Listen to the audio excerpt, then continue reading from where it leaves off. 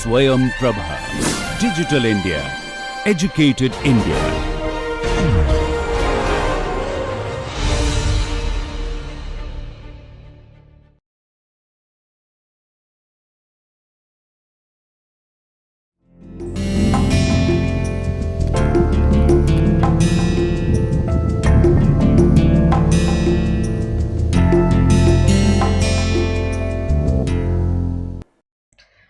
নমস্কার, আমি doctor Srimoyee Guha Thakurta, Scottish church কলেজের ইতিহাস বিভাগের অধ্যাপিকা এবং আবারও তোমাদের সামনে এসে আমি হাজির হয়েছি এই স্বয়ংপ্রভার ইতিহাসের কোর্সটি নিয়ে। এই কোর্সটির শীর্ষ নাম হলো ভারতের ইতিহাসের আদি পর্বে মৌর্যরা, রাজনীতি, সমাজ এবং অর্থনীতি। আজকে আমাদের এই কোর্সটির নবম লেকচার এবং আমরা অনেকটা পথ হেঁটে এসেছি একসাথে এবং আশা করছি আমি তোমাদের সামনে এতদিনে মৌর্য সাম্রাজ্যের যে বিশেষ এবং গুরুত্বপূর্ণ দিকগুলি সেগুলিকে সঠিকভাবে তুলে ধরতে পেরেছি। আজকে আমাদের আলোচনার বিষয় হবে মৌর্য ও সংস্কৃতি। একটি নামটির ভিতরে আরো অনেক ব্যাখ্যা লুকিয়ে আছে অবশ্যই। ক্ষেত্রে আমরা কোন কোন দিকগুলিকে বেছে নিয়েছি সেগুলি আলোচনার ভিতরে যাব, তোমরা সঠিকভাবে বুঝতে পারবে। তবে আলোচনায় যাবার আগে আমরা একটু রিভাইজ করে নিই।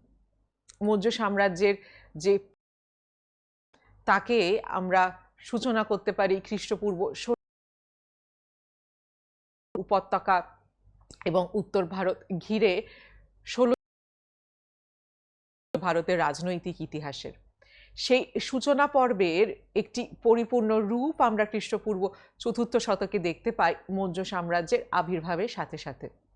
মৌর্য সাম্রাজ্যের ইতিহাস রচনা করার পিছনে যে সাহিত্যিক এবং প্রত্নতাত্ত্বিক উপাদানগুলিকে আমরা ব্যবহার করেছি সেই বিষয়ে আমরা জেনেছি এবং আমাদের এই পুরো আলোচনায় তোমরা আশা করি বুঝতে পেরেছো যে কিভাবে ঐতিহাসিকরা চুলচেরা বিচার করে বলা যেতে পারে এবং বিশ্লেষণ করে এই ঐতিহাসিক উপাদানগুলিকে ব্যবহার করে এসেছেন।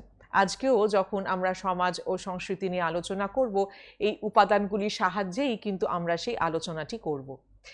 এছাড়াও আমরা খ্রিস্টপূর্ব 6ষ্ঠ শতকে যে ধর্মীয় আবহাওয়া, যেখানে বৌদ্ধ এবং জৈন ধর্মের আবির্ভাব আমরা লক্ষ্য করতে পারি এবং তার হাত ধরে যে সামাজিক এবং ধর্মীয় ক্ষেত্রে একটি সংঘাত এবং দ্বন্দ্বের প্রবণতা আমরা আমাদের বিভিন্ন পূর্ববর্তী আলোচনার ভিতরে দেখতে পেয়েছি, তা আবারও আমাদের আজকের আলোচনায় ফিরবে। যেহেতু আমাদের আজকের আলোচনা বিশেষ করে সমাজকে নিয়ে, যেখানে ধর্ম একটি অত্যন্ত গুরুত্বপূর্ণ অঙ্গ, তাই জন্য আমাদের এই প্রেক্ষাপটটি আজকের জন্য আবারও প্রাসঙ্গিক হয়ে উঠবে।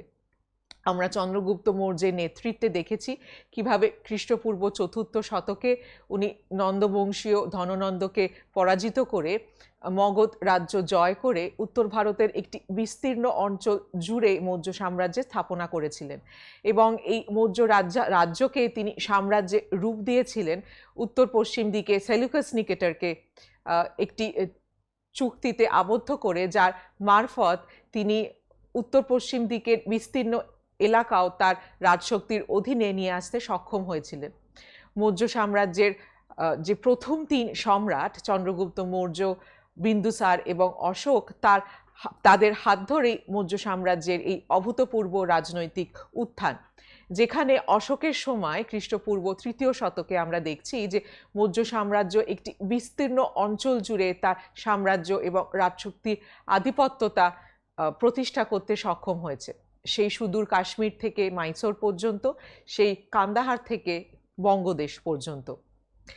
এই কাহিনীর পিছনে যাদের সবথেকে বড় ভূমিকা, তারা হচ্ছেন এই প্রথম 3 দক্ষ শাসক এবং তাদের কথা আমরা বিস্তারে আলোচনা করেছি। প্রথমে আমরা চন্দ্রগুপ্ত মৌর্য নিয়ে আলোচনা করেছি এবং তিনি কিভাবে ধীরে ধীরে এই মৌর্য সাম্রাজ্যকে বিস্তার করতে সক্ষম হয়েছিলেন তা বিষয়েও আমরা আলোচনা করেছি। বিন্দুসারকে পেরিয়ে আমরা অশোককে নিয়েও বিস্তারে আলোচনা করেছি, অশোকের নানা দিক নিয়ে আলোচনা করেছি। অশোকের সম্রাট হয়ে ওঠার যে ইতিহাস সেই বিষয়েও আমরা বিস্তারে আলোচনা করেছি। আমরা দেখেছি যে অশোকের জীবনে কলিঙ্গ যুদ্ধ একদিকে এবং অপরদিকে বৌদ্ধ ধর্ম কিভাবে তার ভেতরে একটি আমূল পরিবর্তন নিয়ে এসেছিল। একদিকে ব্যক্তি অশোক যেখানে বৌদ্ধ উপাসক হয়ে উঠেছিলেন এবং যার প্রতিফলন আজকে আবারও আমরা বিশেষ করে সাংস্কৃতিক ক্ষেত্রে দেখতে পারবো, যেখানে বিভিন্ন ভাস্কর্য এবং বিভিন্ন স্থাপত্য শিল্পে এর প্রতিফলন আমরা দেখতে পাবো। অশোকের সবথেকে গুরুত্বপূর্ণ অবদান হিসেবে ধম্মকে অভিহিত করেছেন ঐতিহাসিকরা। ধম্ম ছিল এমন একটি ভাব বা আদর্শ যার সাহায্যে অশোক চেষ্টা করেছিলেন যে তার সাম্রাজ্যে সামাজিক এবং ধর্মীয় স্তরে যে সুপ্ত সংঘাত এবং দ্বন্দ্বগুলি ছিল তাদের মোকাবিলা করতে। আজকে যখন আমরা মৌর্যকালীন ভারতীয় সমাজ এবং ধর্ম নিয়ে আলোচনা করব, তখন এই দ্বন্দ্বগুলি আবার আমাদের সামনে উঠে আসবে এবং আমাদের আলোচনায় ফিরে আসবে একটি অত্যন্ত গুরুত্বপূর্ণ প্রসঙ্গে হিসেবে। অশোক ধম্মে যখন অহিংসার কথা বলেছিলেন, তেমন ধম্মে উনি রাষ্ট্রের ধর্মর কথাও বলেছেন এবং এর প্রতিফলনও আমরা সাংস্কৃতিক ক্ষেত্রে দেখতে পারবো আজকের আলোচনার মাধ্যমে। আমরা বিস্তারিতভাবে মৌর্য সাম্রাজ্যের শাসন ব্যবস্থা নিয়ে আলোচনা করেছি এবং এক্ষেত্রে আমরা মৌর্য শাসন ব্যবস্থার যে বিভিন্ন দিকগুলি, একদিকে কেন্দ্রে রাজা এবং অপরদিকে আমলারা, একদিকে প্রশাসনিক কেন্দ্র এবং অপরদিকে স্থানীয় কেন্দ্র, এই সকল ক্ষেত্র নিয়ে আমরা বিস্তারে আলোচনা করেছি এবং এই সমস্ত আলোচনার মধ্য দিয়ে ঐতিহাসিকরা কিভাবে এই শাসন ব্যবস্থাকে বা এই শাসন ব্যবস্থার প্রকৃতিকে বিচার করার চেষ্টা করেছেন তাও আমি তোমাদের সামনে তুলে ধরার চেষ্টা করেছি, যেখানে একটি দ্বন্দ্বের কথা ঐতিহাসিকরা বারবার বলেছেন। কেন্দ্রের দিকে একটি প্রবণতা এবং কেন্দ্রাত্মিক একটি প্রবণতা আমরা এখানে দেখতে পাই। কেন্দ্রামুখী যে প্রবণতা, সেখানে রাজা অত্যন্ত প্রবলভাবে বিদ্যমান এবং তার প্রতিফলন বা তার রিফ্লেকশন আবারও আমরা এই সাংস্কৃতিক যে আমাদের আজকের আলোচনায় সেই ক্ষেত্রে দেখতে পাবো। অপরদিকে আমলাতন্ত্রের দরুন একটি কেন্দ্রাত্মিক যে প্রবণতা ছিল, সেই প্রবণতার কথাও ঐতিহাসিকরা বারবার তুলে ধরেছেন এবং বলেছেন যে খুব কঠিন হয়ে যায় সঠিকভাবে এই মৌর্য শাসন ব্যবস্থার প্রকৃতিকে এইভাবে বিচার করার। এই কারণে রুমিলা থাপার বলছেন যে আমরা হয়তো দুটি শব্দকেই এখানে ব্যবহার করতে পারি, যেখানে কেন্দ্রীভূত বা সেন্ট্রালাইজড এবং আমলাতন্ত্র অর্থাৎ ব্যুরোক্রেসি, দুটি শব্দের ব্যবহারেই আমরা মৌর্য শাসন ব্যবস্থাকে পর্যালোচনা করতে পারি। আরেকটি দিক যেটি ঐতিহাসিকরা তুলে ধরেছেন, যে প্রচলিত নিয়ম মতো সাম্রাজ্যের যে প্রবণতাগুলি থাকে, স্বৈরাচারী সাম্রাজ্যবাদী প্রবণতায় আমরা দেখতে পাই একটা হোমোজেনাইজিং টেন্ডেন্সি আসে, যেখানে যে বৈচিত্র্য থাকে, যে বিশাল ভৌগোলিক এলাকা জুড়ে সাম্রাজ্যে বা যার ওপর সাম্রাজ্যের অধিস্থান আর কি, সেই বৈচিত্র্যকে নিঃশেষ করে একটি হোমোজেনিটি নিয়ে আসার প্রচেষ্টা দেখা যায়। অথচ আমরা দেখেছি বারবার করে যে মৌর্য সাম্রাজ্যের ক্ষেত্রে এই বৈচিত্র্যকে নস্যাৎ না করে তাকে স্বীকৃতি দিয়ে কিভাবে তাকে বিভিন্ন ক্ষেত্রে ব্যবহার করা যেতে পারে তার বহু নিদর্শন আমি তোমাদের সামনে তুলে ধরেছি। ধর্মের ক্ষেত্রে আমরা দেখেছি, আমরা শাসন ব্যবস্থার ক্ষেত্রেও আমরা সেরকমভাবেই দেখতে পেরেছি। সেখানে রুমিলা থাপার মাতৃরাষ্ট্র, প্রশাসনিক এলাকা এবং যেগুলি পেরিফেরাল এরিয়া ছিল, প্রান্তিক যে এলাকাগুলি, সেগুলির উদাহরণ দিয়ে বলেছেন যে এই ভৌগোলিক যে প্রশাসনিক বৈচিত্র্য তাকে স্বীকৃতি দিয়ে কিভাবে মৌর্য সাম্রাজ্যের যে প্রশাসনিক ব্যবস্থা তার ভিতরে আমরা বৈচিত্র্য দেখতে পাই। মৌর্য সাম্রাজ্যের এটি ছিল একটি অনন্য দিক এবং আমরা আশা এবং আমি আশা করছি যে আমাদের এই বিস্তারিত আলোচনাগুলির মাধ্যমে তোমরা সেটিকে সঠিকভাবে প্রতিষ্ঠা করতে পেরেছো তোমাদের পর্যালোচনার ভিতরে। আজকে এই সমস্ত আলোচনাকে প্রেক্ষাপটে রেখে আমরা চলে যাব আমাদের মূল বিষয়ের আলোচনায়, যা হলো সমাজ এবং সংস্কৃতি। আমাদের আগের দিনের আলোচনা ছিল অর্থনীতি নিয়ে, এবং অর্থনীতি ক্ষেত্রে আমরা দেখেছি কিভাবে কৃষি, ব্যবসা বাণিজ্য এবং কারিগরি উৎপাদনের ক্ষেত্রে কৌটিল্যের অর্থশাস্ত্রে বিশেষ করে একটি কেন্দ্রামুখী প্রবণতা খুব স্পষ্টভাবে উঠে আসে, যেখানে রাষ্ট্রকে সক্রিয়ভাবে কৌটিল্য উপদেশ দিচ্ছেন যে এই সকল সম্পদকে নিয়ন্ত্রণ করার জন্য। তার কিছুটা রেশ টেনে আমরা আজকের আলোচনায় ঢুকি। প্রথমেই আমরা আলোচনা করব সমাজকে নিয়ে। মধ্যকালীন যে সমাজের চিত্র আমরা পাই, সেই সমাজের চিত্রের প্রথম আলোচনাটি আমি মেগাসথেনিসের ইন্ডিকার থেকে শুরু করতে চাই। মেগাসথেনিসের ইন্ডিকাতে আমরা একটি তথ্য পাই, যে তথ্য নিয়ে বিস্তর তর্ক আছে।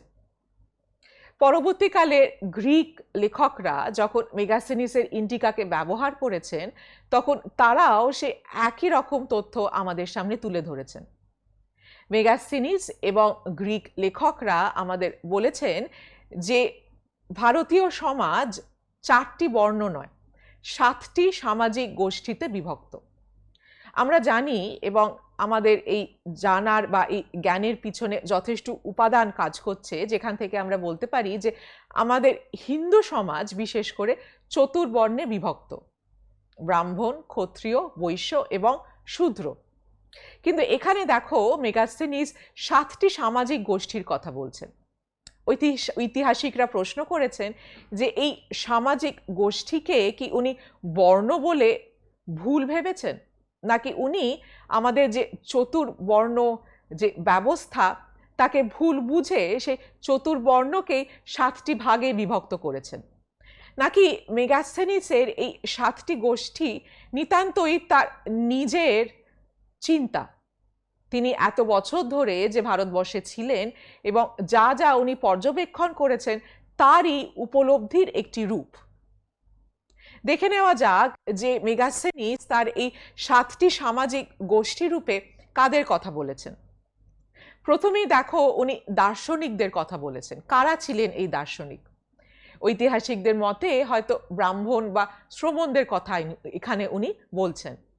জৈন, ব্রাহ্মণ, বৌদ্ধ, এদের বা এই সকল গোষ্ঠী নিয়েই তো ভারতীয় সমাজ, অন্তত মৌর্যকালীন সময়।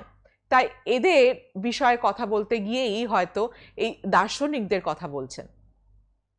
এরপর উনি বলছেন কৃষকদের কথা। মেগাসথেনিসের মতে এই 7টি গোষ্ঠীর ভেতরে কৃষকরাই ছিল সব থেকে বহু সংখ্যক এবং বিপুল। মৌর্য সাম্রাজ্যে কৃষকদের অবস্থান ঐতিহাসিকদের মতে যে আমাদের চতুর্বর্ণের যে সামাজিক ব্যবস্থা, সেখানে বৈশ্য হিসেবে আমরা নির্ধারিত করতে পারি। কারণ বৈশ্যরা হচ্ছেন অর্থনৈতিক শ্রেণী, তারা বিভিন্ন অর্থনৈতিক কাজকর্ম করে থাকেন। অথচ আমাদের যে পূর্ববর্তী আলোচনাগুলি ছিল সেখানে আমি তোমাদেরকে জানিয়েছিলাম যে যখন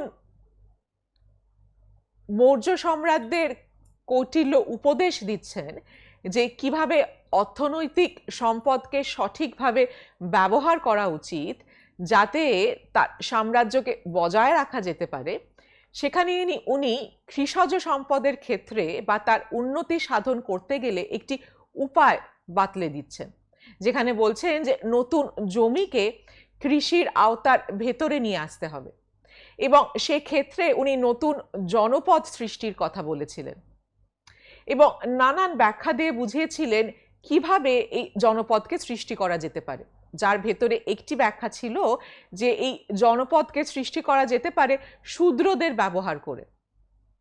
এখানে শূদ্রদের একটি অর্থনৈতিক এবং সামাজিক উন্নয়নের প্রলোভন দেখিয়ে নিয়ে আসা যেতে পারে এবং তারপরে স্বৈরাচারীভাবে তাদের উপর নিয়ন্ত্রণ বজায় রেখে এই জমিগুলিকে কৃষি ক্ষেত্রে পরিণত করা যেতে পারে। আমাদের যে চতুর্বর্ণ সামাজিক অবস্থান বা নীতি, সেখানে স্পষ্টভাবে লেখা আছে যে এই শূদ্রদের কোনো রকম অর্থনৈতিক আয় হতে পারে না। তাদের একমাত্র ভূমিকা হলো যে ওপরে যে 3 বর্ণ অর্থাৎ ব্রাহ্মণ, ক্ষত্রিয় এবং বৈশ্য, তাদের সেবা করা। তারা হবে দাস এবং তাদের ভৃত্য। তাই কৌটিল্যর অর্থশাস্ত্রে আমরা এই উপদেশটি খুব তাৎপর্যমূলক হিসেবেই কিন্তু গণ্য করে থাকি, অন্তত ঐতিহাসিকদের তাই মত। কৃষকদের ক্ষেত্রে যদিও বলা যেতে পারে যে বৈশ্য বর্ণটি কিন্তু অনেক বেশি প্রযোজ্য, কারণ অর্থশাস্ত্র একটি উপদেশমূলক গ্রন্থ। সেটি কতখানি কার্যকারী ছিল সে বিষয়ে এখনো আমাদের সংশয় আছে। এছাড়াও দেখো, এখানে ওই 7টি সামাজিক গোষ্ঠীর ভিতরে মেগাস্থেনিস পশুপালক ও শিকারীদের কথা বলেছেন। এই শ্রেণীর মানুষদের কথা আমরা অন্যান্য উপাদানেও পাই, অর্থশাস্ত্রেও পাই এবং আমরা অনুশাসনগুলিতেও পাই। এরা প্রধানত প্রান্তেও ছিল এবং যেটি মেইন স্ট্রিম হিন্দু সমাজ বলতে আমরা বুঝি, তার ভিতরে কিন্তু তাদের যে যে যে অবস্থান তা কিন্তু আমরা স্পষ্টভাবে দেখতে পাই না। এছাড়াও দেখো, এখানে কারিগর ও ব্যবসায়ীদের কথা বলা হয়েছে। খুব স্বাভাবিক নিয়মে এই কারিগর ও ব্যবসায়ীরা হবেন বৈশ্য বর্ণের অন্তর্ভুক্ত। এরপর মেগাস্থেনিস সৈন্যদের কথা বলছেন। মনে রাখবে যে মেগাস্থেনিস ছিলেন চন্দ্রগুপ্ত মৌর্যের সময়কালের গ্রিক দূত এবং চন্দ্রগুপ্ত মৌর্য বীর দর্পে অর্থশাস্ত্রের যে রাষ্ট্রধর্ম ছিল তা পালন করেছিলেন। সামরিক বীরত্ব দেখিয়ে তিনি বিস্তীর্ণ অঞ্চল জুড়ে তার রাজ্য বিস্তার করেছিলেন। তাই তার সময়কালে যে সৈন্যবাহিনী একটি অত্যন্ত গুরুত্বপূর্ণ রাষ্ট্র অঙ্গ, এ বিষয়ে কোনো সন্দেহ থাকাই উচিত নয়।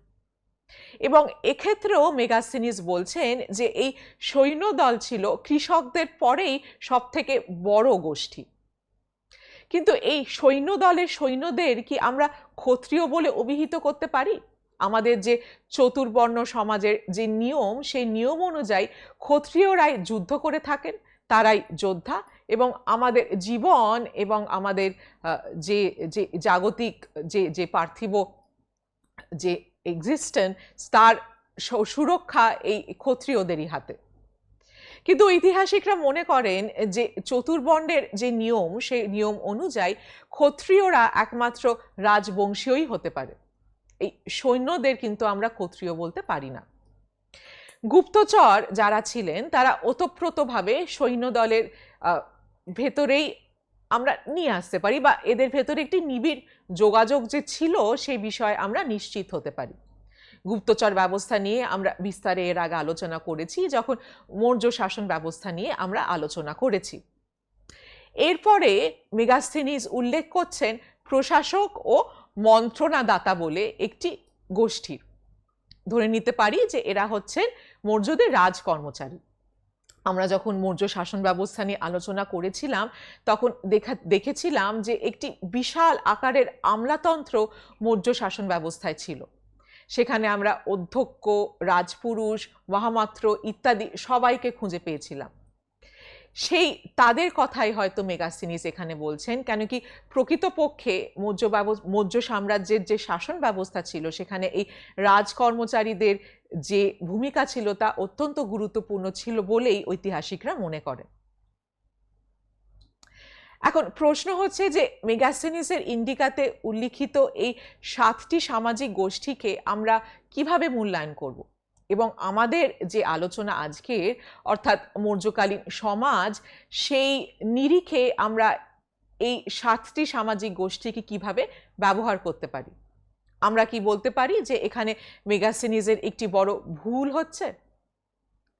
কারণ যে বিষয়টি এই ব্যাখ্যা বা এই তথ্যকে আরো জটিল করে দিয়েছে তা হলো মেগাস্থেনিসের একটি উক্তি। যেখানে উনি বলছেন যে এই 7টি সামাজিক গোষ্ঠীর ভিতর কোনো বৈবাহিক সম্পর্ক হতো না বা সামাজিক নিয়মে হওয়া যেত না। এবং তিনি আরও বলছেন যে এই 7টি সামাজিক গোষ্ঠীর নিজস্ব বৃত্ত ছিল, এই বৃত্তগুলি ভাঙা যেত না। অর্থাৎ এই সামাজিক গোষ্ঠীদের নিজেদের ভেতরে কোনো সোশ্যাল মোবিলিটির সম্ভাবনা কিন্তু সামাজিক নিয়মে ছিল না।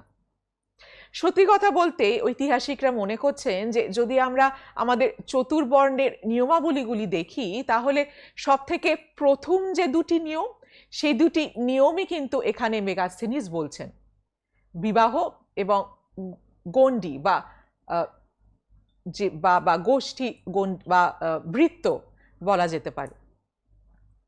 তাহলে কি এ কথা আমরা ধরে নিতে পারি যে মেগাস্থেনিসের এখানে কোনো ভুল হচ্ছে এবং তিনি চতুর্বর্ণকে ভুল বুঝে তাকে নিজের মতো করে 7টি সামাজিক গোষ্ঠীতে বিভক্ত করছেন? এর সঠিক উত্তর আমাদের কাছে নেই। আরেকটি উল্লেখযোগ্য দিক এখানে ঐতিহাসিকরা তুলে ধরেছেন, সেটি হলো যে আমাদের যে চতুর্বর্ণ সমাজ, সেই চতুর্বর্ণ সমাজের একটি অত্যন্ত উল্লেখজনক বলা যেতে পারে বৈশিষ্ট্য হলো হায়ারার্কি, অর্থাৎ উচ্চাবচ স্তর। এই স্তর বিন্যাসের উপর দাঁড়িয়েই কিন্তু ওপর থেকে নিচ পর্যন্ত আমরা আমাদের 4টি বর্ণকে সাজাতে পারি। কিন্তু মেগাস্থেনিস যখন তার ব্যাখ্যা দিচ্ছেন, সেখানে কিন্তু এই স্তর বিন্যাসের কোনো রকম উল্লেখ বা ইঙ্গিত তিনি করছেন না। তিনি তার 7টি গোষ্ঠীকে কেমন জানি পরপর ভাবে সাজিয়েছিলেন, একটার পর আরেকটা। এবং তিনি যখন এই গোষ্ঠীগুলিকে ব্যাখ্যা করেছেন, সেখানে তিনি এই গোষ্ঠীগুলির সাথে রাষ্ট্রের একটি নিবিড় সম্পর্ক উল্লেখ করেছিলেন। কিন্তু আমরা জানি যে আমাদের যে চতুর্বর্ণ সমাজ এবং তার যে রীতি এবং নীতি, সেখানে রাষ্ট্রের সাথে কিন্তু কোনো সম্পর্ক নেই, এটি নিতান্তই সামাজিক। আমরা এক্ষেত্রে হয়তো কোনো নির্দিষ্ট কনক্লুশনে আসতে পারবো না, কিন্তু মেগাস্থেনিস যে ইঙ্গিতটি এখানে দিচ্ছেন, সেটি কিন্তু আমরা আলোচনা করতে পারি বা আমি তোমাদের সামনে তুলে ধরতে পারি, যা আমরা বুঝছি এই ব্যাখ্যাগুলি থেকে, যে ভারতীয় যে সমাজ ছিল তা ছিল বৈচিত্র্যপূর্ণ এবং তাতে ছিল বহু বিভাজন। এই দুটি শব্দ অত্যন্ত গুরুত্বপূর্ণ, কারণ তার ইঙ্গিত আমরা অশোকের অনুশাসনেও পাই। মনে করে দেখো, যখন আমরা অশোকের ধম্ম নিয়ে আলোচনা করেছিলাম, তখন আমরা মনে করেছিলাম বা ধম্মকে ব্যাখ্যা করেছিলাম এই নিরিখে যে ধম্ম একটি আদর্শ, এবং এই আদর্শকে অশোক ব্যবহার করছিলেন কিসের জন্যে, সেটি অশোকের অনুশাসন থেকেই আমরা স্পষ্টভাবে বুঝতে পারি। তিনি বলছেন বা তিনি ইঙ্গিত দিচ্ছেন যে তার যে সমাজ এবং তার যে সামাজিক স্তরে ধর্মীয় আবহাওয়া, সেখানে তিনি কিছু সুপ্ত দ্বন্দ্ব বা সংঘাতকে চিহ্নিত করতে পারছেন। এবং যেহেতু উনি যুদ্ধ বা সামরিক ক্ষমতার ব্যবহার করবেন না, তাই এই দ্বন্দ্ব বা সংঘাতগুলিকে উনি মেটাতে চাচ্ছেন ধম্মর মতো একটি আদর্শের সাহায্যে। ধম্ম এখানে একটি রাজনৈতিক সাধন, যার সাহায্যে তিনি এই বৈচিত্র্য এবং সেই বৈচিত্র্যের নিরিখে যে দ্বন্দ্ব বা সংঘাত বা যে বিভাজনগুলি, সেগুলিকে কাছাকাছি আনতে চেয়েছিলেন। অশোকের অনুশাসনে আমরা এরকম বৈচিত্র্যের উদাহরণ আরও পাই। তিনি যেমন ব্রাহ্মণ বা শ্রমণদের কথা বলেছেন, তিনি তেমনই দুর্বল বা দরিদ্রদের কথাও বলেছেন। যেখানে তিনি আর্যের কথা বলেছেন, সেখানে তিনি ভৃত্যের কথাও বলেছেন। যেখানে তিনি ক্ষমতাবান ব্যক্তির কথা বলেছেন, সেখানে তিনি অতি সাধারণ ব্যক্তির কথাও বলেছেন। আবারও এক্ষেত্রে মধ্যকালীন ভারতীয় সমাজের যে বৈচিত্র্যপূর্ণ দিক, তাই পরিস্ফুট হচ্ছে এবং বিভাজনগুলিও আমরা স্পষ্টভাবে প্রতিষ্ঠিত করতে পারছি আমাদের আলোচনার মাধ্যমে। কৌটিল্যের অর্থশাস্ত্রে এই সকল ব্যাখ্যার অতীত দুটি শ্রেণীর কথা বলা হয়েছে যেগুলি আমাদের এই আলোচনার জন্য অত্যন্ত গুরুত্বপূর্ণ। দেখো, এখানে আমি লিখেছি দাস এবং চণ্ডালের কথা। চণ্ডাল অর্থাৎ যারা নিম্নবর্ণ, যারা অচ্যুত, এদের যে সামাজিক অবস্থান তা চিরাচরিতভাবেই অত্যন্ত নিম্নবর্গের। তারা শোষিত এবং অত্যাচারিত উচ্চবর্ণদের দ্বারা। কিন্তু কৌটিল্যের অর্থশাস্ত্রে যে তথ্যগুলি আমরা পাই তার থেকে ঐতিহাসিকরা বলেছেন যে মনে হয় মৌর্যকালীন সময় এই চণ্ডালদের অবস্থানের আরও অবনতি ঘটেছিল এবং সেটি একটি গুরুত্বপূর্ণ সামাজিক দিক যা আমাদের চিহ্নিত করতে হবে। এবার আসা যাক দাসেদের ক্ষেত্রে। মেগাসেনিসের ইন্ডিকাতে মেগাসেনিস অকপটে বলছেন যে ভারতীয় সমাজে দাস প্রথা ছিল না, অথচ কৌটিল্যের অর্থশাস্ত্রে আমরা বিস্তারিত আলোচনা পাচ্ছি এই দাস প্রথাকে নিয়ে। কৌটিল্য আলোচনা করছেন যে এই দাসেরা কারা ছিলেন, তাদেরকে কোথা থেকেই বা আমরা পেতে পারি, তাদেরকে দিয়ে আমরা কত রকমের এবং কি কি ধরনের কাজ করাতে পারি। কৌটিল্য এও বলছেন যে দাসেদের মুক্তির উপায় কি ছিল, এবং কৌটিল্য এও বলছেন যে যেহেতু দাস আমাদের ভৃত্য ছিল, তাই রাষ্ট্রকে দেখতে হবে যাতে তাদের ওপর অত্যাধিক অত্যাচার না হয়। সেই ক্ষেত্রে উনি আইনের কথাও কিন্তু বলেছিলেন। যদি আমরা কৌটিল্যের অর্থশাস্ত্র ধরে নিই, তাহলে প্রাচীন ভারতের সমাজে দাস প্রথা একটি প্রতিষ্ঠিত ব্যবস্থা ছিল। কিন্তু আবারও যেহেতু কৌটিল্যের অর্থশাস্ত্র শুধুমাত্র উপদেশ দিচ্ছে, সেটি কি রূপে আমরা প্রকৃত অর্থে মৌর্যকালীন সমাজে দেখতে পাবো বা দেখতে পেতে পারি, সেই নিয়ে ঐতিহাসিকদের ভেতরে মতবিরোধ আছে। অশোকের অনুশাসনেও কিন্তু আমরা দাস শব্দটি পাই, যেখানে উনি লিখছেন যে ধর্মকে অবলম্বন করে একজন ব্যক্তির জীবনে যে নানান সম্পর্ক, সেখানে ব্যক্তির সৎ আচরণ করা উচিত, এবং সেই সম্পর্কগুলির ভেতরে একটি সম্পর্ক ছিল প্রভু এবং ভৃত্য বা দাসের। এক্ষেত্রে মৌর্য সাম্রাজ্যের যে অর্থনৈতিক অবস্থান, সেখানেও দাস কর্মকারদের কথা আমরা পেয়েছি। আমরা দেখেছি যে স্বভূমিগুলি ছিল, অর্থাৎ যে জমিগুলি ছিল রাষ্ট্রের, সেই জমিগুলিতে যখন কৃষিকাজ করানো হতো সেখানে দাস কর্মকারদের ব্যবহার করা হতো। আমরা পেয়েছি ভিষ্টি করের উল্লেখ, যেখানে অনেক ঐতিহাসিকদের মতে ভিষ্টি ছিল এমনই একটি দাস প্রতুত শ্রম যাকে রাষ্ট্র ব্যবহার করেছিল তার নিজস্ব প্রয়োজনে। এত উপাদান এবং এত বিস্তীর্ণ তথ্য থাকা সত্ত্বেও ঐতিহাসিকদের ভেতরে কোনো একমত নেই এই বিষয়, এবং কি প্রকার এবং কি মাপের আমরা দাস প্রথার প্রচলন আমাদের সমাজে মৌর্যদের সময়কালে দেখতে পাবো বা পেয়ে থাকতে পারি, সেই বিষয়ে কিন্তু ঐতিহাসিকদের কোনো এক বা স্পষ্ট মত নেই। কিন্তু এই উল্লেখগুলি আমাদের জন্য আবারও খুব ইঙ্গিতপূর্ণ। এবার চলে আসা যাক সমাজের অন্যান্য দিকগুলিতে। আমাদের ভারতীয় সমাজ পিতৃতান্ত্রিক সমাজ, তাই এক্ষেত্রে মৌর্যকালীন সময়েও পুরুষদের বহুবিবাহের যে প্রচলন ছিল তার অনেক উদাহরণ আমরা পাই, মৌর্যদের বংশের ভিতরই আমরা পাই। এক্ষেত্রে নারীদের যে অবস্থান ছিল সেই নিয়ে ঐতিহাসিকদের নানান ব্যাখ্যা আছে। এই পিতৃতান্ত্রিক সমাজে নারীকে যে শুধুমাত্র তার পিতা, স্বামী এবং পুত্রের নিরিখেই বিবেচিত করা হয় সে বিষয়ে কোনো সন্দেহ নেই। অথচ কিছু কিছু এমন তথ্য আমরা পাই অশোকের অনুশাসন থেকে এবং কৌটিল্যের অর্থশাস্ত্রে, যা আমাদের অন্যরকমভাবে ভাবতে বাধ্য করে। যেখানে আমরা দেখছি যে অশোক তার অনুশাসনে যেখানে মহামাত্রদের কথা বলেছেন, সেখানে এক স্ত্রী অধ্যক্ষ মহামাত্রের কথা বলেছেন, কিন্তু অশোক কোনো সঠিক ব্যাখ্যা দেননি। তাই জন্য আমরাও সঠিকভাবে জানি না যে এই ক্ষেত্রে অশোক ঠিক কি বলতে চেয়েছেন এবং এই ক্ষেত্রে নারীর আদপেও কোনো সক্রিয় ভূমিকা ছিল কিনা।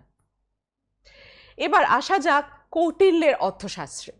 কৌটিল্যের অর্থশাস্ত্রে আমরা দেখতে পাচ্ছি যে এখানে কৌটিল্য নানা কথার ভেতরে একটি খুব গুরুত্বপূর্ণ তথ্য আমাদের সামনে নিয়ে আসছেন।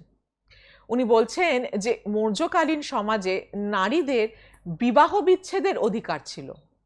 এটি অভূতপূর্ব একটি বিষয়।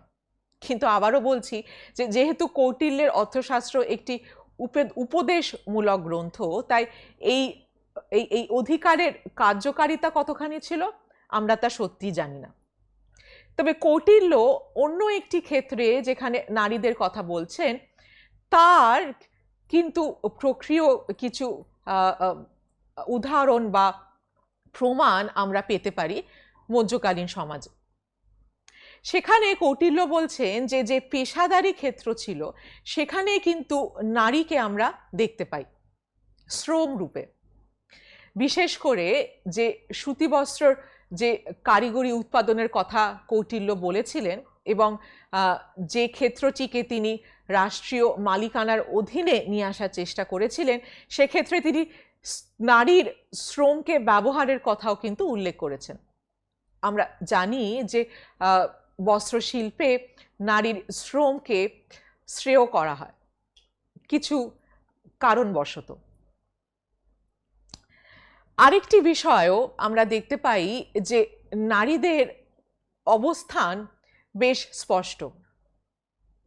মেগাসেনিসের ইন্ডিকাতেও এর উল্লেখ আছে এবং কৌটিল্যর অর্থশাস্ত্রেও আমরা এর উল্লেখ পাচ্ছি। গুপ্তচর ব্যবস্থা, এই গুপ্তচর ব্যবস্থার কথা আমরা আগে যখন শাসন ব্যবস্থা নিয়ে আলোচনা করেছি তখন আমরা আলোচনা করেছি। আমরা দেখেছি যে এই গুপ্তচর ব্যবস্থাকে কতখানি মৌর্যরা ব্যবহার করেছিলেন, কতখানি তারা নির্ভরশীল ছিলেন এই ব্যবস্থার উপর। যেহেতু তাদের সাম্রাজ্যের এলাকা ছিল বিশাল, তাই সমস্ত এলাকার বিভিন্ন খবর যাতে সম্রাটের কাছে পৌঁছতে পারে তাই জন্যই কিন্তু তারা এই গুপ্তচর ব্যবস্থার ব্যবহার করে থাকেন। এক্ষেত্রে নারীদের প্রয়োগও কিন্তু আমরা দেখতে পাই। আমি যখন তোমাদের সাথে গুপ্তচর ব্যবস্থার আলোচনা করেছিলাম তখনও কিন্তু নারীদের উল্লেখ করেছিলাম এবং অর্থশাস্ত্রে পরিষ্কারভাবে বলা হয়েছে যে নারীদের ব্যবহার করা হচ্ছে গুপ্তচর ব্যবস্থায়। যেমন ২০ কন্যার উদাহরণ তখন দিয়েছিলাম, এখনো দিচ্ছি। মেগাসেনিসের ইন্ডিকাতে বলা হয়েছে যে যেহেতু সম্রাটের প্রাণহানির একটি ভয় ছিল তাই জন্য তাকে সর্বক্ষণ প্রহরীরা ঘিরে থাকত এবং এই প্রহরীদের ভেতরে মহিলা প্রহরীর কথা কিন্তু মেগাসেনিস আলাদা করে উল্লেখ করেছেন। তাই এখানে আমরা দেখতে পারি যে যদিও প্রধানত মৌর্যকালীন ভারতীয় সমাজ একটি পিতৃতান্ত্রিক সমাজ ছিল, কিন্তু অন্তত রাষ্ট্রীয় ক্ষেত্রে আমরা নারীদের কিছু বিশেষ ভূমিকা পাচ্ছি। অন্তত উপদেশ হিসেবে কৌটিল্য কিন্তু তাই বলে যাচ্ছেন। এবার ভারতীয় এই সমাজের যে পর্যালোচনা, সেখান থেকে আমরা চলে আসি সংস্কৃতিতে। এখানে দেখো আমি সমাজ ও সংস্কৃতি দুটি ভাষাই বা দুটি শব্দই ব্যবহার করেছি, কারণ সংস্কৃতি তো সমাজবিহীন হতে পারে না। তাই সাংস্কৃতিক যে ক্ষেত্রগুলো আমরা দেখব সেখানে সমাজ কিন্তু ওতপ্রোতভাবে জড়িয়ে আছে। প্রথমেই খুব সংক্ষেপে আমরা ভাষা ও সাহিত্যের যে ক্ষেত্রটি সেটি নিয়ে একটি ছোট্ট আলোচনা করব। আমরা জানি যে মৌর্যকালীন সময় প্রাকৃত ভাষারই কিন্তু সবথেকে বেশি প্রচলন ছিল। অশোকের অনুশাসন অন্তত আমাদের তাই বলে। অশোক যে অনুশাসনগুলি তার প্রজাদের জন্য লিখে গেছিলেন সেখানে ব্রাহ্মী লেখ ব্যবহার করে প্রাকৃত ভাষার ব্যবহার করেছিলেন। কিন্তু আমরা এও দেখেছি যে সেই প্রাকৃত ভাষার কিন্তু অনেকগুলি রূপ ছিল, তা কিন্তু একটি ছিল না। এটি একটি একটি গুরুত্বপূর্ণ তথ্য আমাদের কাছে। এছাড়াও মৌর্য সম্রাট অশোক যখন তার অনুশাসনগুলিকে আফগানিস্তানের অঞ্চলে প্রতিষ্ঠিত করছেন তখন সেখানে উনি প্রকৃত ভাষা নয়, সেখানে উনি সেখানকার আঞ্চলিক ভাষার ব্যবহার করছেন। যেমন গ্রিক, আর্মেয়, খোরষ্ঠী ইত্যাদি। এর থেকে বোঝা যায় যে মৌর্যকালীন সময় ভাষার বৈচিত্র্য ছিল এবং তার সরাসরি স্বীকৃতি রাজা নিজে দিচ্ছেন। প্রকৃত ভাষা ছাড়াও মৌর্যকালীন সময় সংস্কৃত ভাষার ব্যবহারও কিন্তু আমরা পর্যবেক্ষণ করতে পারি। যেমন বলা হচ্ছে যে এই সময়ে যে ধর্মশাস্ত্রগুলি ছিল, যেগুলি ব্রাহ্মণরা রচনা করছেন, তার রচনাকাল কিন্তু মৌর্য সময়ে ঐতিহাসিকরা প্রতিষ্ঠিত করেছেন। এই ধর্মশাস্ত্রগুলি খুব গুরুত্বপূর্ণ উপাদান আমাদের জন্য, যেখানে হিন্দু সমাজের বিভিন্ন রীতি নীতির কথা কিন্তু লিখিত হয়েছে। এবং আমরা দেখেছি যখন আমরা মৌর্য সাম্রাজ্যের উপাদান নিয়ে আলোচনা করেছি, তখনও আমরা এই ধর্মশাস্ত্রগুলির কথা কিন্তু বলেছিলাম। এছাড়াও আমরা তখন পতঞ্জলির মহাভাষ্যের কথা বলেছিলাম। এটি একটি অত্যন্ত গুরুত্বপূর্ণ গ্রন্থ সংস্কৃত ভাষার জন্য, এবং এটিও এই সময়ই কিন্তু রচিত হয়েছিল। তাই প্রকৃত ভাষার সাথে সাথে আমরা কিন্তু সংস্কৃত ভাষার চর্চাও মৌর্য সাম্রাজ্যের ক্ষেত্রে দেখতে পাই। এক্ষেত্রে আবার আমরা যে তথ্যটি আমরা যে ব্যাখ্যায় আসতে পারি সেটি হলো এই ভাষাগত বৈচিত্র্য কিন্তু অত্যন্ত বিদ্যমান, এবং মৌর্য সাম্রাজ্যের ক্ষেত্রে বারবার করে আমরা দেখছি যে এই বৈচিত্র্যকে কিন্তু রাজা এবং তার রাজশক্তি স্বীকৃতি দিচ্ছেন। এরপর আমরা আসি ধর্মে। এটি যে একটি বৈচিত্র্যময় ক্ষেত্র সেটা তো বলাই বাহুল্য। এত পর্যন্ত যত আলোচনা আমরা করেছি, বারবার এই বৈচিত্র্য কিন্তু আমাদের আলোচনার ভেতরে এসেছে। আমি এই আলোচনা শুরু করেছি সেই খ্রিস্টপূর্ব ৬ষ্ঠ শতক থেকে, প্রতিপাদী ধর্মগুলো যখন উঠে আসছে সেই সময় থেকে। যখন আমরা মৌর্যকালীন সামাজিক ধর্মীয় আবহাওয়ার দিকে তাকাচ্ছি, সেখানে ছিল প্রচুর বৈচিত্র্য। ব্রাহ্মণ, জৈন, আজীবিকা, বৌদ্ধ এবং আরও নানাবিধ। ব্রাহ্মণ্য হিন্দু ধর্ম আমাদের ভারতীয় সমাজের ক্ষেত্রে অত্যন্ত গুরুত্বপূর্ণ একটি ধর্মবিশ্বাসের ক্ষেত্র, এটি বলাই বাহুল্য। এবং যখন বৌদ্ধ এবং জৈন ধর্ম উঠে আসছে এবং তাদের বহুল্য প্রচারও হচ্ছে, তখনও কিন্তু ব্রাহ্মণ্য হিন্দু ধর্মের সেই অর্থে কোনো অবনতি বা অবক্ষয় কিন্তু আমরা দেখি না। তাই মৌর্যকালীন যে সমাজ, সেখানে ব্রাহ্মণ্য হিন্দু ধর্ম কিন্তু ছিল বহাল তবিয়তে। এক্ষেত্রে আমরা মন্দির বা আলয় উপাসনার ক্ষেত্র হিসেবে দেখতে পাই। যখন কৌটিল্যের করগুলির কথা আমরা বলেছিলাম, তখন বলেছিলাম যে সংকটজনক মুহূর্তে রাষ্ট্র মন্দিরের যে অর্থ তাকে বাজেয়াপ্ত করার কথা কিন্তু কৌটিল্য বলছেন। এর মানে মন্দিরের উপস্থিতি কিন্তু বিদ্যমান। এক্ষেত্রে আমরা বাসুদেব কৃষ্ণ এবং শিবের আরাধনা দেখতে পাচ্ছি মৌর্যকালীন ভারতে। এছাড়াও বিভিন্ন বৈদিক আচার আচরণও কিন্তু আমরা পাচ্ছি। অশোকের অনুশাসনে খুব স্বাভাবিক নিয়মে ব্রাহ্মণ্য ধর্ম বা বৈদিক আচার আচরণের কোনো ব্যাখ্যা নেই বা কোনো বিবরণও নেই। কিন্তু অশোক যখন তার ধর্মে অহিংসার কথা বলেছিলেন, তখন তিনি প্রাণী হত্যার কথা বলেছিলেন। আমি বলেছিলাম যে আমরা পরবর্তীকালে এই প্রাণী হত্যা নিয়ে বিস্তারে আলোচনা করব। আমরা করব যখন মৌর্য সাম্রাজ্যের পতন নিয়ে আলোচনা করব, তখন এই এই বিশেষ এই বিশেষ বলা যেতে পারে আর্গুমেন্টটা আমাদের আলোচনায় ফিরে আসবে। এক্ষেত্রে আমরা যেটি প্রাসঙ্গিক হিসেবে তুলে ধরতে পারি সেটি হলো যে এই বৈদিক আচরণে যে পশু বলির প্রবণতা ছিল, তার বিরুদ্ধে অশোক কথা বলেছিলেন এবং তাকে থামানোর কথা বলেছিলেন। তার থেকেই আমরা এটি ধরে নিতে পারি যে সেই সময়কালীন সমাজে এই বৈদিক আচার বা আচরণ বা পুজোগুলি কিন্তু হতো। এমনকি আমরা ধর্মের ক্ষেত্রে দেখছি যে অশোক বলছেন যে এই অতিরিক্ত আচার আচরণও কিন্তু ওনার পছন্দ নয় এবং এগুলির বিরুদ্ধে উনি কথা বলছেন। এবার আসা যাক জৈন ধর্মে। জৈন ধর্মের গুরুত্ব অন্তত অশোকের সময় হয়তো বৌদ্ধ ধর্মের ন্যায় ছিল না, কিন্তু জৈন ধর্মের উল্লেখ অশোক নিজে করছেন নিগ্রন্থ হিসেবে। চন্দ্রগুপ্ত মৌর্যের ইতিহাসও আমরা জানি যে উনি তার শেষ জীবনে জৈন ধর্ম অবলম্বন করে সন্ন্যাস গ্রহণ করেছিলেন। এর সাথে সাথে আরেকটি ধর্মের কথা এখানে উঠে আসে, আজীবিকা ধর্ম। এই ধর্ম খ্রিস্টপূর্ব ষষ্ঠ শতকে বৌদ্ধ এবং জৈন ধর্মের সাথে সাথেই উদয় হয় মাখালি ঘোষালা নামক একজন গুরুর শিক্ষায়। এই আজীবিকাদের কথা আমরা অশোকের অনুশাসনে পাই এবং দেখতে পাই যে অশোক এবং পরবর্তীকালে আরেকজন মৌর্য শাসক দশরথ এই আজীবিকাদের গুহা উপহার দিয়েছিলেন।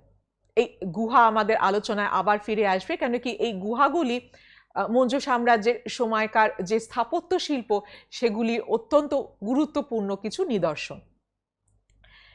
বৌদ্ধ ধর্ম, এই বিষয়ে আমাদের বিস্তর আলোচনা আগে হয়েছে, কেন কি অশোক বৌদ্ধ ধর্মের সংস্পর্শে আসার পরে বৌদ্ধ উপাসকে পরিণত হয়েছিলেন এবং বৌদ্ধ ধর্মের সঙ্গে তার যে নিবিড় সম্পর্ক, সেই নিরিখে আমরা সেই সময়কার বৌদ্ধ ধর্মের যে পরিধি, যে প্রচার, যে প্রকৃতি, সমস্ত কিছু জানতে পারি।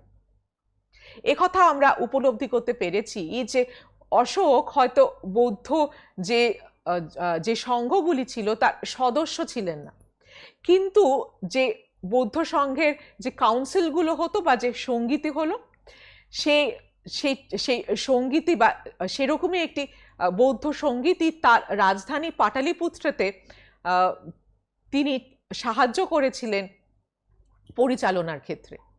এটিকে বৌদ্ধ ধর্মের ইতিহাসে বলা হয় তৃতীয় বৌদ্ধ সঙ্গীতি বা থার্ড বুদ্ধিস্ট কাউন্সিল। কিন্তু এক্ষেত্রে একটি দ্বন্দ্বের ইতিহাস চোখে পড়ে, যেটি আবারও আমরা অশোকের নানান কথা থেকে দেখতে পাই। আমরা দেখতে পাচ্ছি যে প্রাক মৌর্য সময় থেকেই বৌদ্ধ ধর্মের ভিতর দুটি দলের সৃষ্টি হচ্ছে। একটি হচ্ছে পূর্বদেশীয় দল, যেখানে পাটালিপুত্র এবং বৈশালীকে ঘিরে একটি মতাদর্শের সৃষ্টি হচ্ছে, যাকে আমরা মহাসাংঘিক বলছি। অপরদিকে পশ্চিম দেশীয় একটি দলেরও আমরা উদয় দেখছি। তারা ছিল কৌশাম্বী এবং অবন্তীকে ঘিরে। এদেরকে আমরা স্থবিরবাদী বলছি। এরা ছিলেন আদি বৌদ্ধ শিক্ষায় ব্রতী, যেখানে তাদের কাছে বুদ্ধ ছিলেন প্রাথমিক স্তরে একজন শিক্ষক। এই দুই দলের ভেতরে যে দ্বন্দ্ব, সেটি অতিমাত্রায় বৃদ্ধি পায় মৌর্যকালীন সময় এবং কিছুটা এই দ্বন্দ্বকে বন্ধ করার অভিসন্ধিতেই কিন্তু অশোক চেষ্টা করেছিলেন যাতে এই তৃতীয় বৌদ্ধ সঙ্গীতি তার রাজধানীতে হয় এবং সেটি তিনি অর্গানাইজ করতে সাহায্য করেছিলেন। ঐতিহাসিকদের মতে এই তৃতীয় বৌদ্ধ সঙ্গীতি স্থবিরবাদীদের ছিল। অশোকের অন্যান্য অনুশাসনে আমরা দেখতে পাই যে তিনি একটি লম্বা তালিকা দিচ্ছেন বৌদ্ধ গ্রন্থের এবং বৌদ্ধ উপাসকদের বলছেন সেই গ্রন্থগুলো পড়ার বা শোনার কথা উনি বলছেন, যাতে বৌদ্ধ ধর্মকে আরো নিবিড়ভাবে, আরো আন্তরিকভাবে তারা উপলব্ধি করতে পারে। অশোকের সাথে বৌদ্ধ ধর্মের যে সম্পর্ক এবং সম্পর্কের যে গভীরতা, সেই নিয়ে কিন্তু আশা করি তোমাদের ভেতরে আর কোনো সংশয় নেই। আমরা অতি বিস্তারে এই বিষয় নিয়ে নানাভাবে, নানা আঙ্গিকে, নানা প্রসঙ্গে আলোচনা করে এসেছি এবং অশোক যেভাবে বৌদ্ধ ধর্মকে এই সময় প্রচার করেছিলেন, সেখান থেকে ঐতিহাসিকরা বলছেন যে একটি আঞ্চলিক ধর্ম একটি বিশ্বব্যাপী আকার নিয়েছিল। সেই বিষয়ে হয়তো সত্যিই কোনো সন্দেহ নেই। ব্রাহ্মণ্য হিন্দু ধর্ম, জৈন ধর্ম, আজীবিকা ধর্ম এবং বৌদ্ধ ধর্ম ছাড়াও ঐতিহাসিকরা বলছেন যে আমরা আরও কিছু ধর্ম আচরণের উদাহরণ পাই। কোথা থেকে না, আমরা কিছু টেরাকোটা বা পোড়া মাটির দেবী মূর্তির কিছু উদাহরণ পাচ্ছি। এই দেবী মূর্তিগুলি উপাসনা কারা করতেন সেই বিষয় বলতে গিয়ে ঐতিহাসিকরা বলেছেন যে এক্ষেত্রে আমরা প্রান্তেও কিছু গোষ্ঠীর কথা বলতে পারি, যেমন জঙ্গলের যারা বাসিন্দা ছিলেন বা যে পশুপালক বা যে শিকারীদের কথা আমরা পড়েছি, তারাই হয়তো এই দেবী মূর্তির উপাসনা করতেন। তবে এই বিষয়ে সঠিক বা স্পষ্ট ব্যাখ্যা আমাদের কাছে নেই। কিন্তু আবারও এই সকল তথ্য থেকে যেটা নিশ্চিতভাবে আমরা বলতে পারি তা হলো, মৌর্যকালীন ভারতের যে ধর্মীয় সমাজ ছিল সেটি ছিল বৈচিত্র্যপূর্ণ এবং তাতে বিভাজন ছিল স্পষ্ট। এবার এই সূত্র ধরে চলে আসি সংস্কৃতির আরেকটি বিশেষ ক্ষেত্রে, শিল্পকর্ম। মৌর্যকালীন ভারতের শিল্পকর্মে স্থাপত্য শিল্প এবং ভাস্কর্য শিল্পই প্রাথমিকভাবে আমরা দেখতে পাই। স্থাপত্য শিল্প সেই অর্থে আমাদের কাছে খুব একটা নেই নিদর্শন রূপে। যে কটি আছে তার উপর ভিত্তি করে ঐতিহাসিকরা প্রভূত আলোচনা করেছেন এবং আমরাও এই ক্ষেত্রে করব। দেখো, তোমাদের সামনে আমি একটি ছবি তুলে ধরেছি। এটি একটি স্তম্ভের ছবি এবং এই ছবির উৎসটি আমি এখানে উল্লেখ করেছি। যে কটি ছবি আমি এখানে ব্যবহার করেছি সব কটি ছবির উৎসও কিন্তু আমার পাওয়ার পয়েন্টে উল্লেখিত আছে।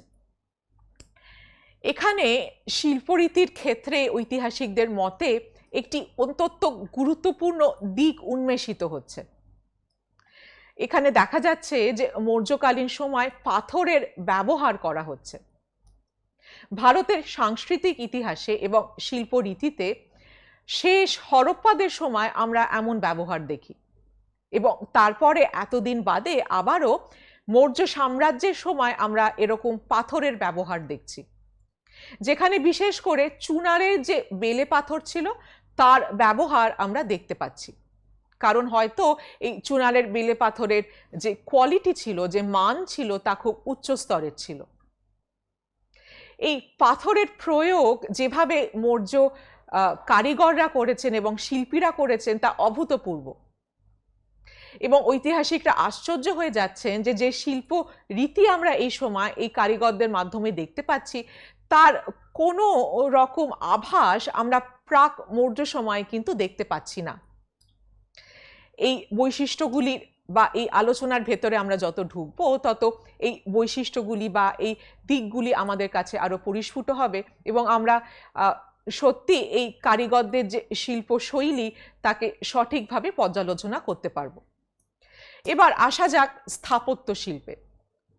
স্থাপত্য শিল্পের ক্ষেত্রে আমি বলেছি তোমাদেরকে যে বিশেষ নিদর্শন আমাদের কাছে নেই, তবে পাটালিপুত্রে একটি বিশাল ধ্বংসাবশেষে এবং উৎখনন কার্যের দ্বারা ঐতিহাসিকরা একটি দরবার কক্ষের হদিশ পেয়েছেন। এই দরবার কক্ষে মনে করা হচ্ছে অন্তত ৮০টি এরকম স্তম্ভ ছিল, যে স্তম্ভের ছবি আমি তোমাদের এখানে দেখাচ্ছি। এই একটি মাত্র স্তম্ভই কিন্তু আজকে আমাদের মধ্যে রয়েছে, আর বাকি সবই ধ্বংস হয়ে গেছে।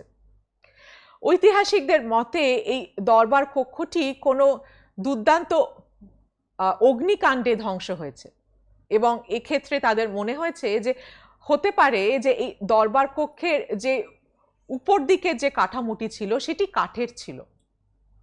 ঐতিহাসিকরা আরও অনুমান করেন যে এ ধরনের দরবার কক্ষ একমাত্র রাজপ্রাসাদের সাথেই কিন্তু আমরা দেখতে পাই। তাই আন্দাজ করতে পারি যে হয়তো এই দরবার কক্ষ মৌর্যদের রাজপ্রাসাদের একটি অংশ ছিল। এই স্তম্ভের যে নিদর্শন আমরা দেখতে পাচ্ছি এবং এই দরবার কক্ষের যে প্ল্যান আমরা এই ধ্বংসাবশেষ থেকে দেখতে পাচ্ছি, তাই যথেষ্ট বোঝার জন্য যে মৌর্যদের সময় স্থাপত্য শৈলী এবং রীতি অত্যন্ত উন্নত মানের ছিল। আরও উদাহরণ আমাদের কাছে আছে, যেমন আজীবিকাদের সেই গুহা। আমি তোমাদের বলেছি যে আজীবিকাদের কথা আমরা অশোকের অনুশাসনে পাই, কেন কি সেখানে কারণ অশোক লিখছেন যে তিনি এই আজীবিকাদের গুহা দান করছেন। খেয়াল করবে যে এই গুহার চিত্রটি বা এই ছবিটি যেটি তোমরা সামনে দেখছো, এটি কিন্তু একটি কৃত্রিম গুহা, এটা কিন্তু প্রাকৃতিক নয়। অর্থাৎ মৌর্যদের কারিগররা এটি খোদাই করে তৈরি করেছে। এটি একটি অভূতপূর্ব নিদর্শন স্থাপত্য শৈলীর মৌর্যকালীন সময়ের। আজীবিকাদের এই গুহাগুলি আমরা বিহারে খুঁজে পাই, এগুলিকে আমরা বারবার গুহা বলি। এখানে অন্তত 4টি এমন গুহা আমরা পাই, যার প্রবেশদ্বারগুলি দেখো তোমরা এখানে দেখতে পাচ্ছ, এখানে একটি এবং এখানে আরেকটি। এই প্রবেশদ্বারগুলি দিয়ে প্রবেশ করলে যে দৃশ্য আমাদের সামনে আসে সেটি আরো আশ্চর্যজনক। কৃত্রিম উপায় তৈরি করা এই গুহার যে দেয়ালকলি, তার যে মসৃণ এবং তার যে চিক্কণ রূপ, সেটি ঐতিহাসিকদের আশ্চর্য করেছে। এই কারিগরি শিল্পী এবং এই কারিগরি রীতি অত্যন্ত উচ্চমানের, এবং যে প্রযুক্তির ব্যবহার এখানে করা হয়েছে সেই বিষয়ে কিন্তু ঐতিহাসিকরা অত্যন্ত আশ্চর্য হয়েছেন। এই গুহাগুলির আরেকটি গুরুত্বপূর্ণ দিক হলো এই প্রবেশদ্বার। ঐতিহাসিকরা মনে করছেন যে এই ধরনের প্রবেশদ্বার বৌদ্ধ শিল্পরীতির যে চৈত্য স্থাপত্য তার সূচনা, এর পরিপূর্ণ রূপ আমরা দেখতে পাই সেই সুদূর গুপ্ত সাম্রাজ্যের অজন্তা গুহাগুলিতে। আবারও শিল্পরীতির যে ব্যবহার আমরা এই ক্ষেত্রে দেখতে পাচ্ছি তা অত্যন্ত উচ্চমানের। এক্ষেত্রে আরেকটি বিষয় তোমাদের নজরে আমি আনবো, যে এখানে উপর দিকে এই হাতিদের যে পাল তোমরা দেখতে পাচ্ছ, এটি মৌর্যদের স্থাপত্য শিল্পীর একটি বৈশিষ্ট্য এবং তা ব্যবহৃত হতে আমরা বহুবার দেখেছি। মৌর্যদের স্থাপত্য শিল্পের সবথেকে গুরুত্বপূর্ণ নমুনা বৌদ্ধ স্তূপ। অশোকের সাথে বৌদ্ধ ধর্মের যে নিবিড় সম্পর্ক তার থেকে আমরা জানতে পারি বা বুঝতে পারি যে অশোক ভারতে অবস্থিত যে বৌদ্ধ স্তূপগুলি ছিলেন সেগুলিকে সংরক্ষণ করেছিলেন এবং সেগুলিকে বা অন্তত কয়েকটিকে পুনর্নির্মাণ পর্যন্ত করেছিলেন তাদের আরো উন্নত মানের করার জন্য। কথিত আছে যে অশোক 1000-এরও উপর বেশি বৌদ্ধ স্তূপ নির্মাণ করেছিলেন এবং কথিত আছে যে এই স্তূপগুলির পবিত্রতার কারণ হলো যে এগুলির মাটির নিচে বুদ্ধদেবের শরীরের যে ছাইভস্য তার অংশ পোতা আছে, কিন্তু এই তথ্যের সত্যতার বিচার করার উপায় ঐতিহাসিকদের কাছে নেই। তবে এই ক্ষেত্রে আমরা নিশ্চিত যে অন্তত যে স্তূপগুলি ছিল ভারতীয় মৌর্য সময়কালে, সেই স্তূপগুলির সংরক্ষণের দায়ভার কিন্তু অশোক নিজের ওপর নিয়েছিলেন। বিশেষ করে সারনাথের যে ধর্মরাজিকা স্তূপটি সেটি তিনি পুনর্নির্মাণ করেন এবং যে ছবিটি তোমরা এখানে দেখছো সাঁচি স্তূপ, এটি সাঁচির মহাস্তূপ, এটিরও পুনর্নির্মাণ কিন্তু অশোক করেছিলেন। একদম সামনে যে প্রবেশ দ্বারটি তোমরা দেখতে পাচ্ছ, এই প্রবেশ দ্বারটি কিন্তু অশোকেরই নির্মাণ করা এবং তার নিদর্শন রূপে আমরা এখানে সিংহের মূর্তিগুলো দেখতে পাচ্ছি। এই প্রাণী মূর্তির যে ইতিহাস তাতে আমরা একটু পরে আসছি, সেই বিষয়েও আমাদের একটি বিশেষ আলোচনা আছে। স্তূপের যে আকার সেই বিষয়ে ঐতিহাসিকদের একটি বিশেষ মত আছে। তাদের মতে প্রাচীন ভারতে যখন মুনি ঋষিরা দেহত্যাগ করতেন তখন তারা ধ্যানস্থ অবস্থায় যেভাবে বসতেন ঠিক সেইভাবেই তাদের মাটির তলায় দাহ করা হতো। তাদের ওপর মাটি ফেলে দিয়ে তাদেরকে চাপা দেওয়া হতো এবং সেইভাবে একটি মণ্ডের আকৃতির সৃষ্টি হতো। আমরা যদি স্তূপগুলির আকৃতি দেখি তাহলে ঐতিহাসিকদের মতে আমরা এই মুনি ঋষিদের প্রতিরূপ দেখতে পাই।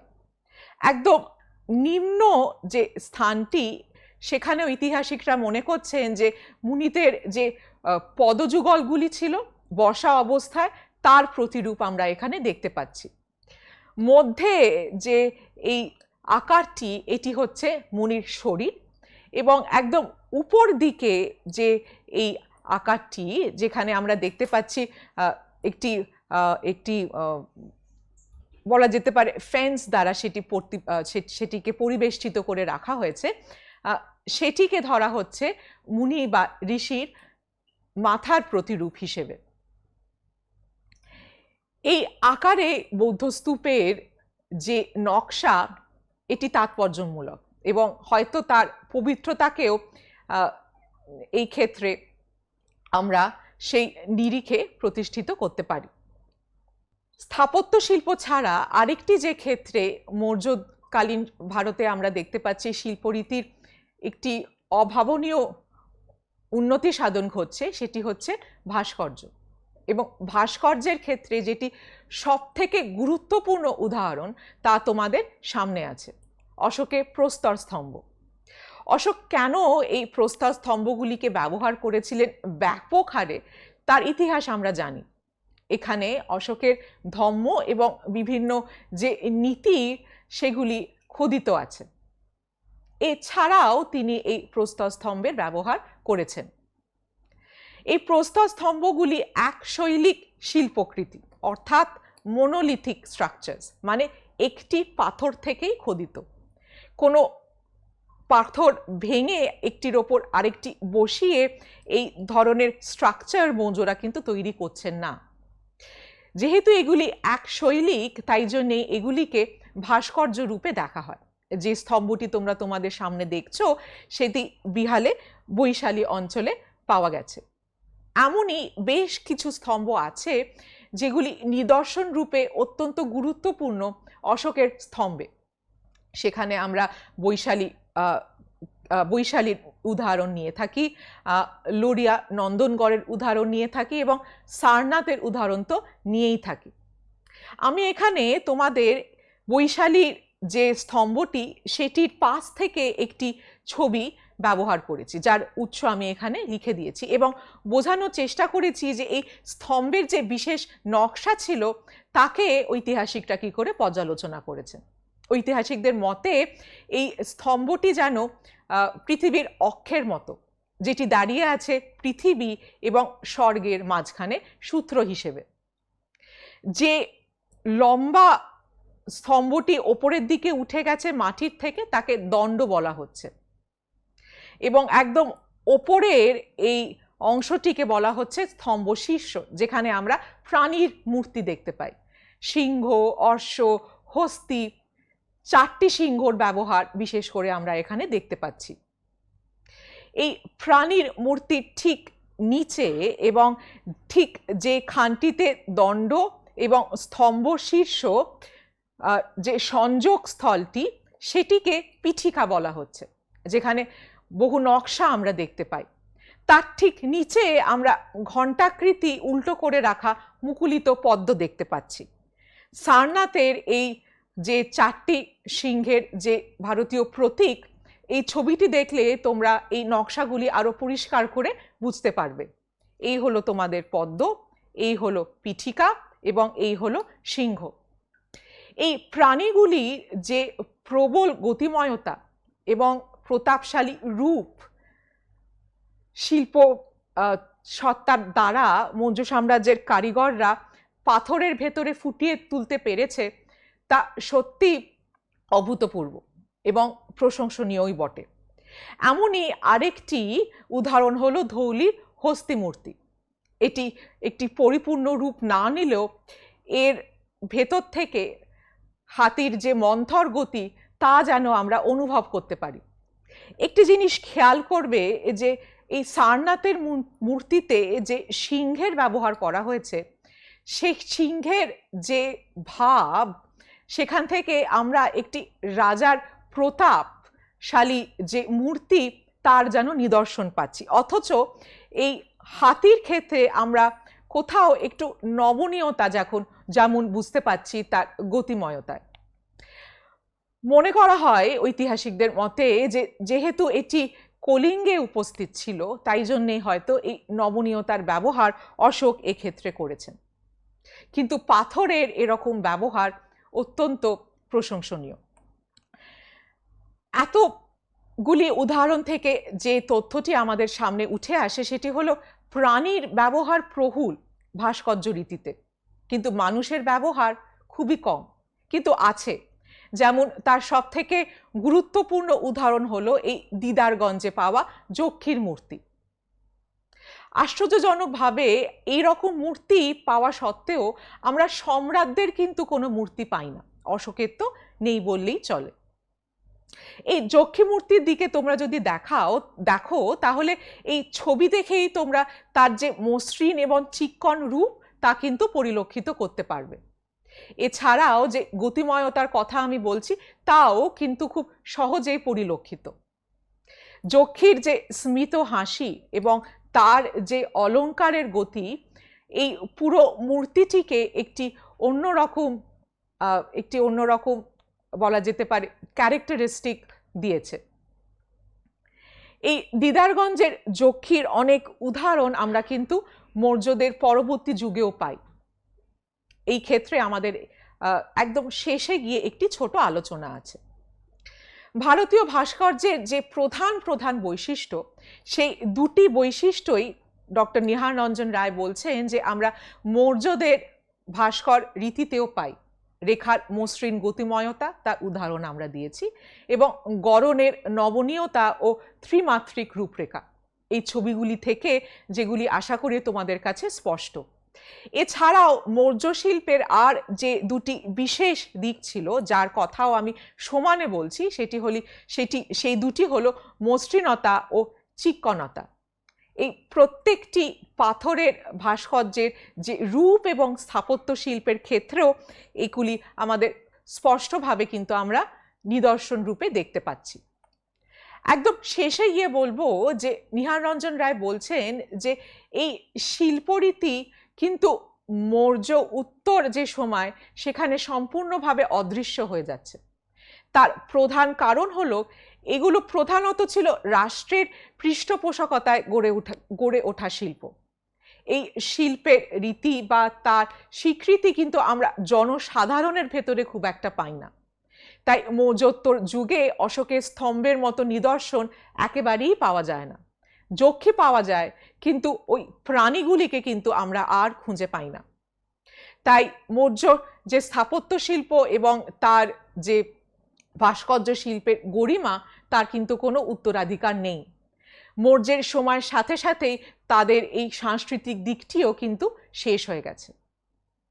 আমাদের আজকের আলোচনা এই পর্যন্তই, যেখানে আমরা দেখলাম যে মৌর্য সাম্রাজ্যের যে সাংস্কৃতিক এবং সামাজিক দিকগুলি সেগুলিকে কিভাবে আবারও বিভিন্ন উপাদানের সাহায্যে আমরা বিশ্লেষণ এবং আলোচনা করতে পারি।